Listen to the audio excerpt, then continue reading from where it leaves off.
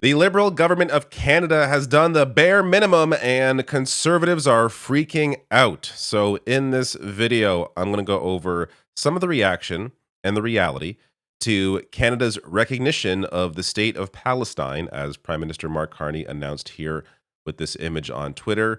Before I go any further, I am not sure why recognizes is in British spelling. This is Canada. It's worth noting that the UK as well as Australia have also recognized Palestine, so maybe he just copy and pasted his homework. I don't know, but here we are. So he put out this image saying, quote, Canada recognizes the state of Palestine and offers our partnership in building the promise of peace of a peaceful future for both the state of Palestine and the state of Israel. Okay. It's important to note this is a good thing, not a bad thing. It's also important to note that this is not really that big of a deal.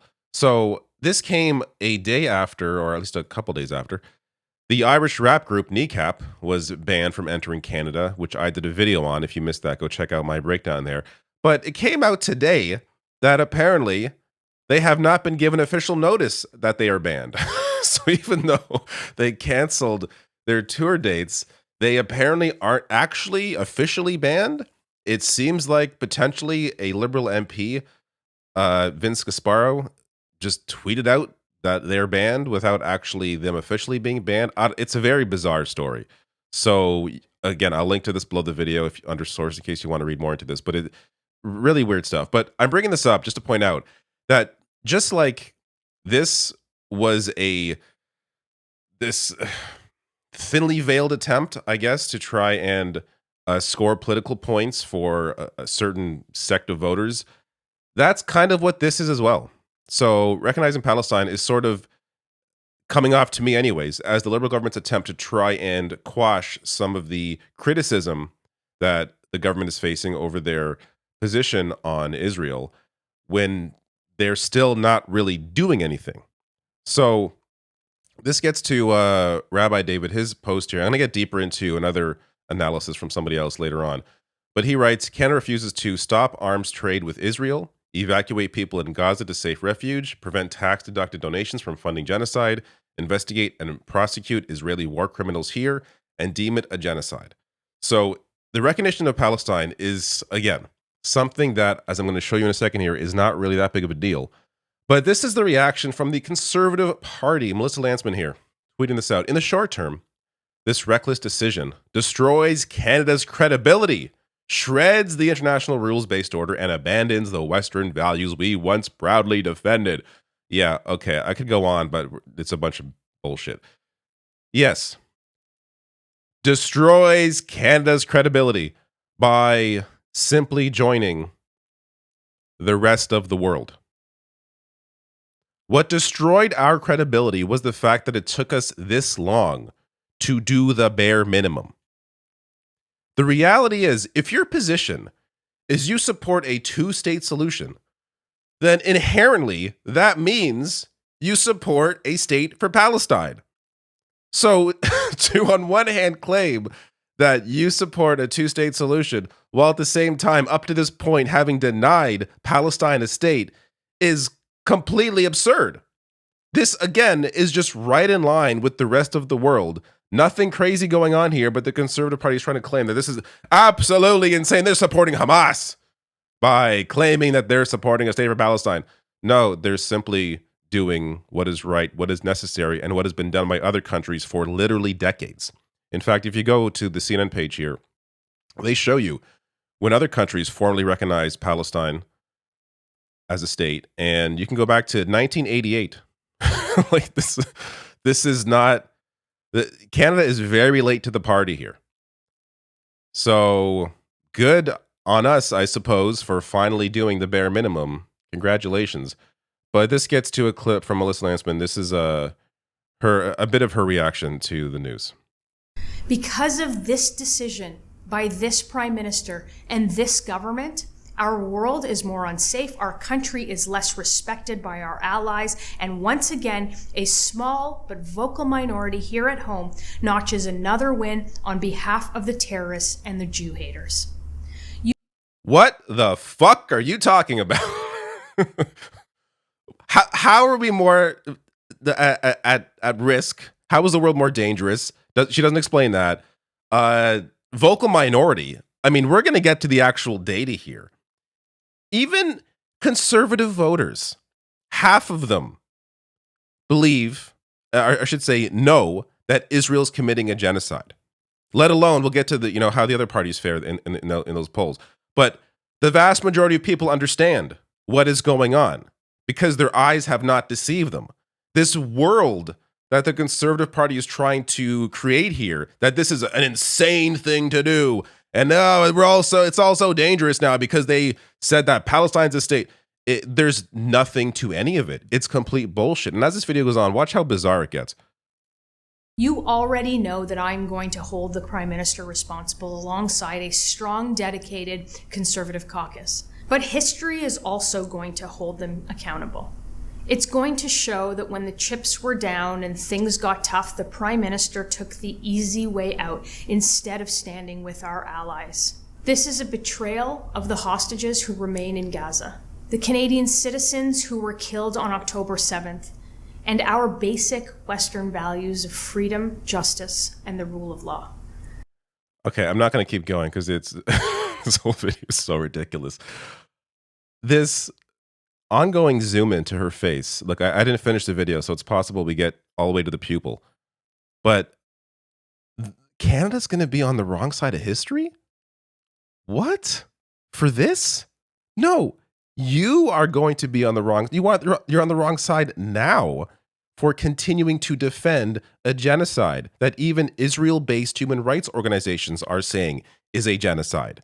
It is absolutely wild to think that they are on the right side of history here.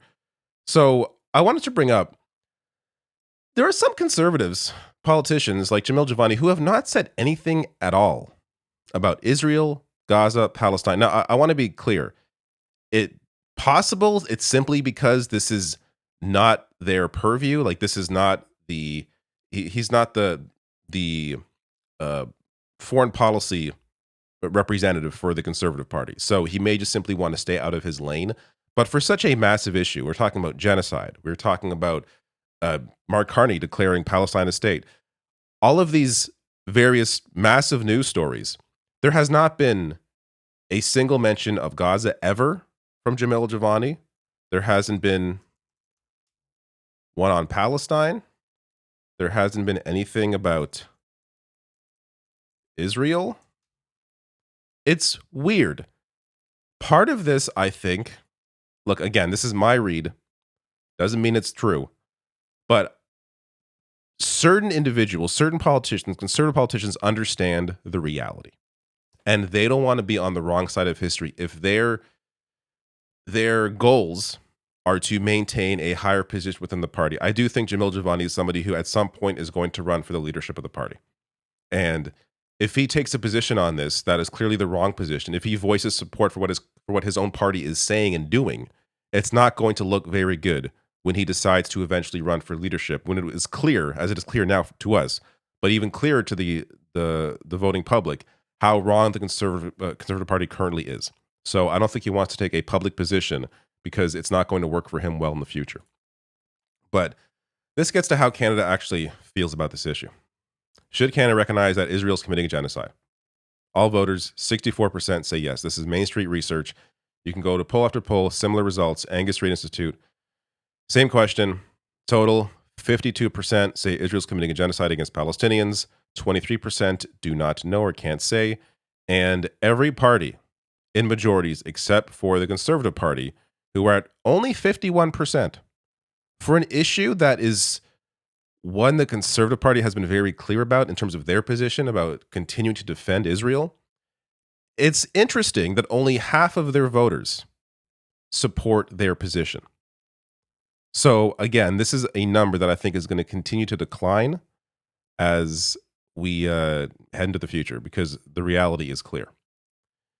Now, this guy. So this is just one example of the conservative media reaction to Mark Carney's announcement.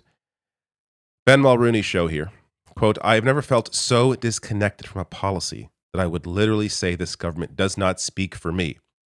So it's not, I gotta say, this guy's so boring to listen to watch.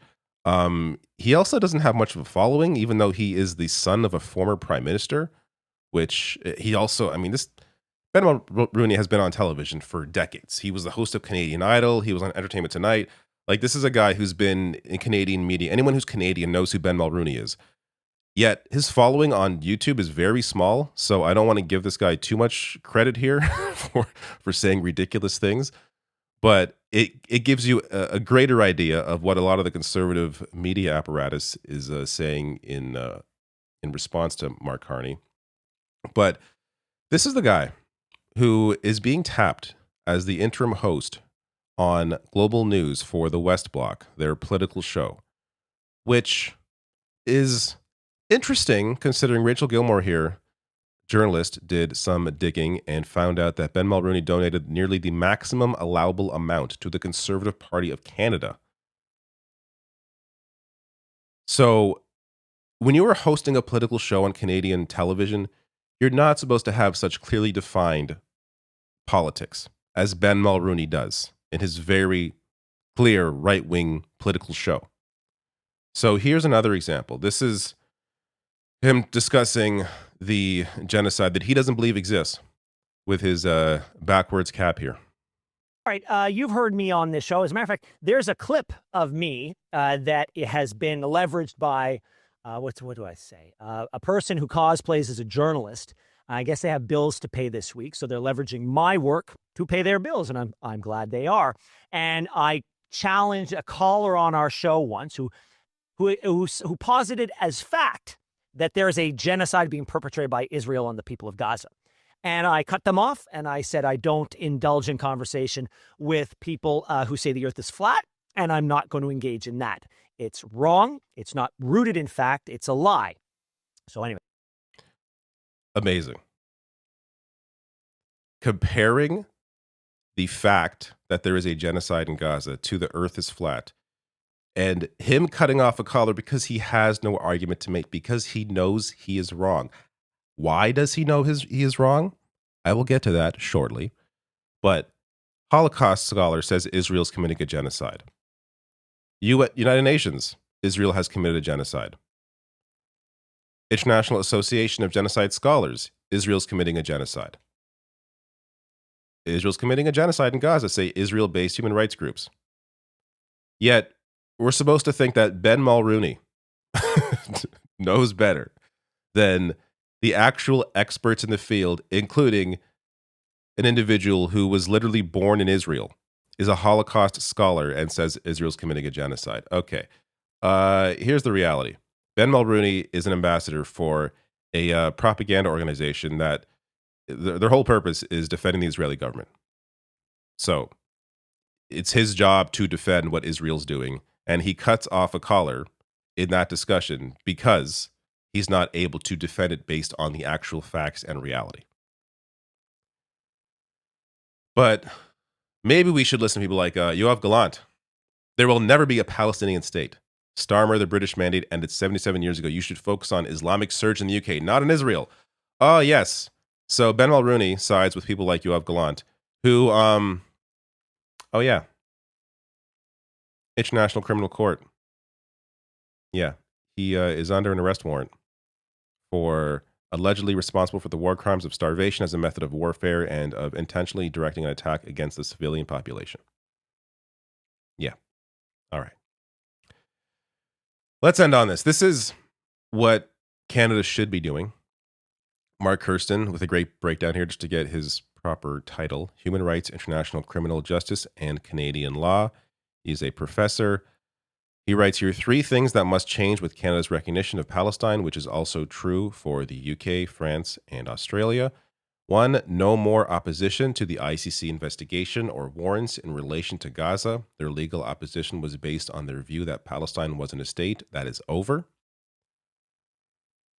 These states must now view the war as one between 2 states, an international armed conflict under international humanitarian law. This likewise means one state, Israel, is unlawfully invading and occupying another.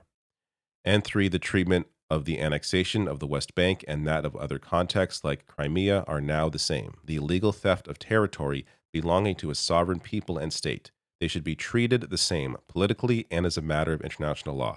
And I will link to his post below the video under sources on YouTube. So again, while this was the correct move, don't be fooled into thinking that this is all Canada has the power to do. It's not.